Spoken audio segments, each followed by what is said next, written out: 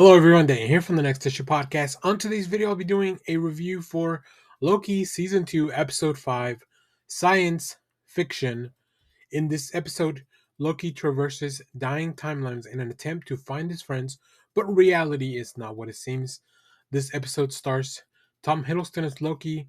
We also have Sofia DiMartino as Sylvie, Owen Wilson as Mobius, Eugene Cordero as Casey, Ki Hugh Kwan as Obie, and Wumni Musaku as Hunter B-15.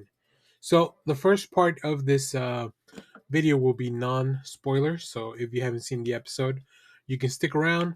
Will be plenty of warning before we get into a spoiler discussion.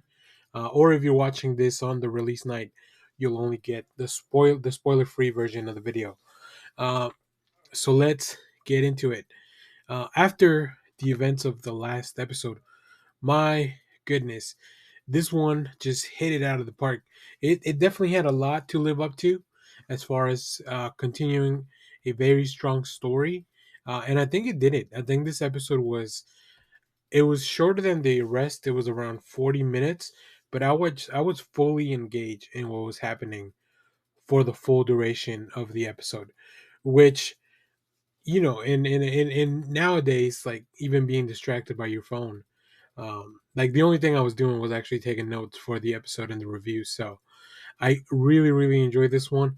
I still think the last episode may be my favorite so far this season, but this one was really good. Just really strong performances overall.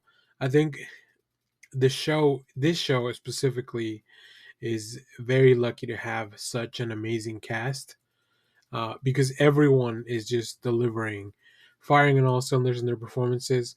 Whether it's somebody that needs to be charming and folksy like Owen Wilson, or Sylvie's character that brings a little bit more gravitas to to the performances. Of course, Ki Hugh Kwan just brings like some optimism and like just whimsy. Like it's a really well-rounded cast, and of course, Tom Hiddleston. Like he's so flexible when it comes to all these performances. He definitely is somebody that I could see could keep carrying a show for multiple seasons. He's just such an amazing performer. He has a really He's very charismatic, of course, but he also has a very likable quality to him, which makes me want to root for the character. Even though, like going back, Loki has changed so much, but this specific version of Loki, like Tom Hiddleston, has really made it his own, which is really cool. I still think Hunter B-15 and Casey are some of the more underserved characters, but they still get some stuff to do. They're still on the periphery, so we definitely haven't forgotten about them. Another thing that I really noticed in this episode, just some great camera work. There's some really interesting shots, some really cool camera movements as they try to capture all this stuff. We travel throughout, as I mentioned in the synopsis, many timelines. So it's really fun to see other places, as well as we try to, as Loki's on his mission. So yeah, I really appreciated that as well. Just some really cool camera work, very interesting visuals. Like this was a feast for the eyes for sure. I think in the past episodes, I've talked about how much I love the set of the TVA because it feels like a real set, feels like everything's very lived in and real. Well, in this one, we get a lot of not only some real sets that we get to experience, but also just visually, this is probably one of the more CGI heavy episodes.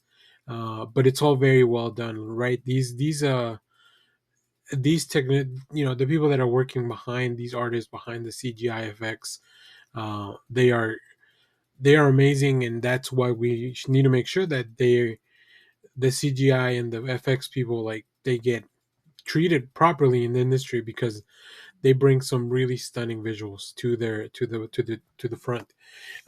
So yeah, I quite enjoy this episode. I can't wait to see what's going to happen in the finale. I think emotionally, this one carried a lot for that, and it's just really setting all the stakes for the next episode. So I'm very excited for that one. So if you haven't seen the episode, I will be getting into spoilers. So make sure to come back and check out the video.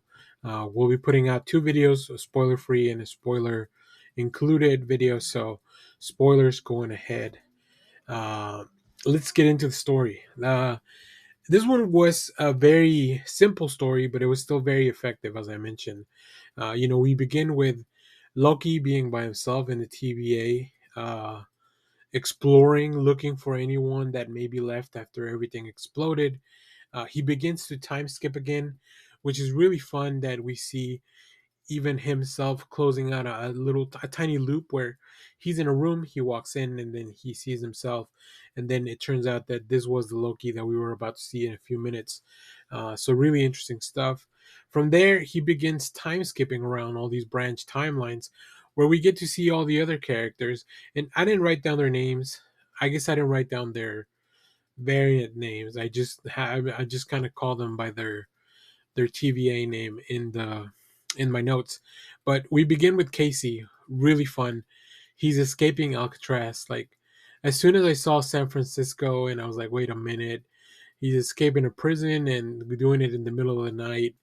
I was like, oh, that's really fun. I think they can really take some really fun liberties with expressing the lives of these, but they didn't really go too far into that. Really, like think Casey was probably the only one that felt like really came out of nowhere.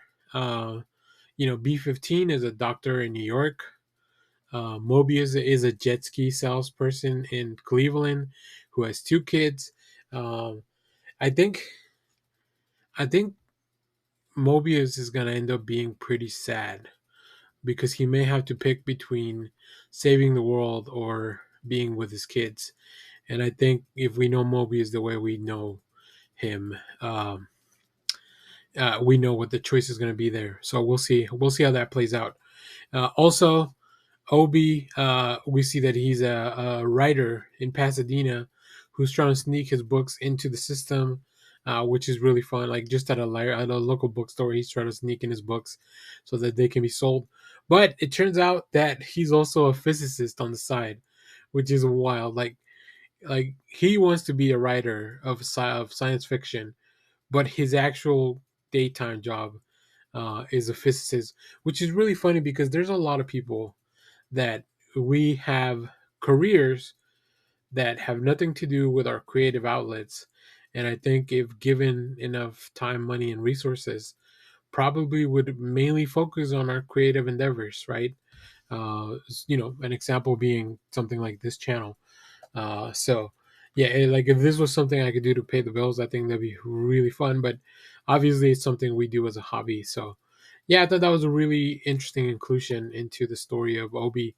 Um, I will say I do love that they reused the set of his workshop to kind of mirror back to what it looked like in the TVA. Like it's just his workshop is the same bill, it's the same room.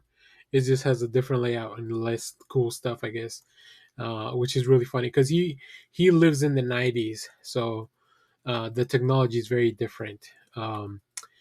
I think so. Obie is the one person that originally believes Loki immediately right off the bat, and says like, "Oh yeah, I'll help you. Like, let's do it. I'll help you get this stuff." And he tries to help him control the time slip, which leads to a kind of a comedic sequence that I really enjoyed.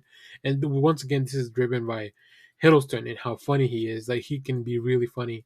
Um, so in the meanwhile, Obie builds a tempad, and then they go pick up Mobius. Now Loki ended up being there first, but then Obie did show up.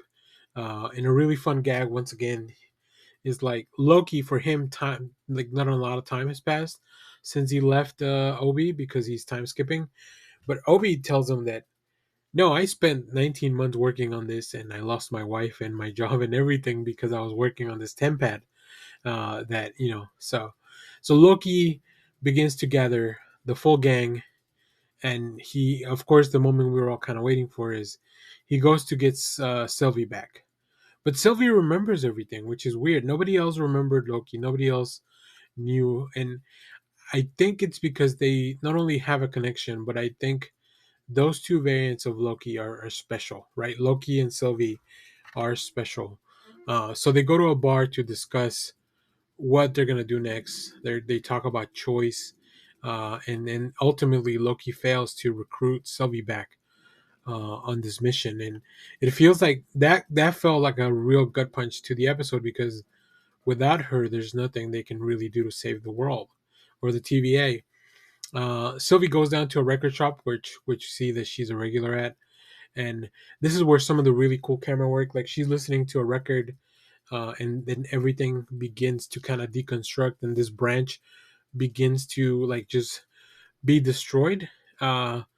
So that's where Sylvie finding is like, okay, we need to get together. We need to save all these branches because she realizes that this destruction will not stop just because she thinks that they're safe. So um, we have another very sad moment where they think they're too late, but then this is where Loki finally finds that motivation to learn and control how to time skip, and he keeps going back and back. And now that he has full control, he goes back to where it all kind of started going to shit. So we'll see what happens. This is kind of where we leave off.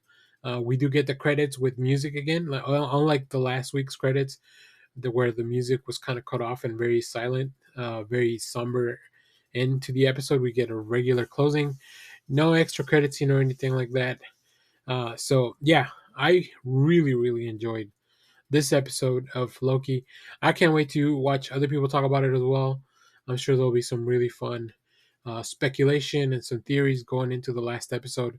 So definitely getting ready to check that out. But anybody that's watched this video, so all of this all the way through here, really appreciate it. Um, we'll definitely be covering the finale, maybe doing a video afterwards to talk about the season, maybe doing a full live stream to talk about Loki season 2. So yeah, we'll see. I think I gotta say, up until now, I think Loki has proven that it's probably the best show that the MCU has put out. Like as far as the TV shows, I think a lot of them have been really fun, but having a second season that's been this successful really proves how good this show can be. And I hope that we can keep going coming back to this. I really like this show. I really like the cast. I really think they are doing some really fun stuff. So we'll see what happens. Marvel's doing a lot of reshuffling and restructuring other TV branches and all that. So I like the TVA. Marvel is having to get the gang back together to try to save things. So we'll see what happens there. As always, thank you for watching, everyone.